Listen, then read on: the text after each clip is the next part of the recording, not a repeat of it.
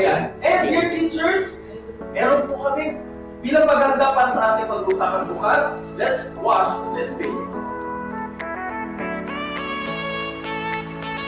Hello! Magandang araw sa inyong lahat. Ako si Grace, isa sa mga program managers na sumusuporta sa Microsoft Philippines.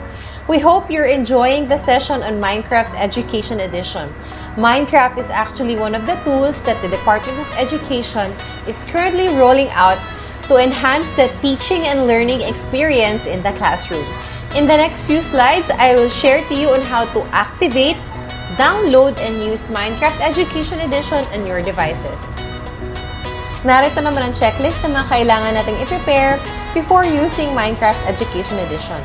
Ang Minecraft Education Edition ay available sa following devices: Windows 10, either desktop or laptop, Mac devices, iPads, at Chromebooks.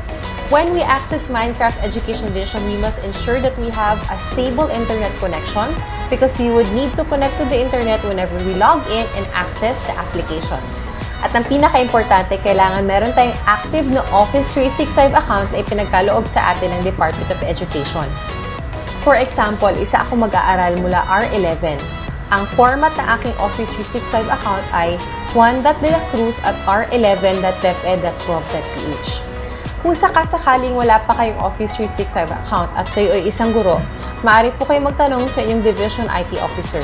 At kung kayo naman ay isang estudyante, maaari kayong magtanong sa inyong advisor or school ICT coordinator. Tandaan, ang inyong Office 365 account ay ang nagsisilbing lisensya nyo para magamit ang Minecraft Education Edition. So ensure na wag nyo kakalimutan yung passwords nyo and keep your accounts active. Okay, so quick tutorial on how to install Minecraft Education Edition kapag kayo ay gumagamit ng desktop or laptop. So all you need to do is go to the website education.minecraft.net/get-started/download, or ito naka-flash sa ating screen. At doon ay makikita niyo yung options for you to download. Kung kayo ay gumagamit ng desktop or laptop, make sure na ang pipiliin niyo ay yung Windows at click the download button. Pag napindot niyo na ang download, may lalabas na prompt sa inyong desktop asking you if you would want to install Minecraft Education Edition. Just click on the button Install and automatically magsisimula na ang installation ng Minecraft Education Edition sa inyong mga devices. Kapag natapos ang installation ng Minecraft Education Edition sa inyong devices, ay may lalabas na pop-up wherein kinakailangan yung mag-sign in gamit ang inyong DepEd Office 365 accounts.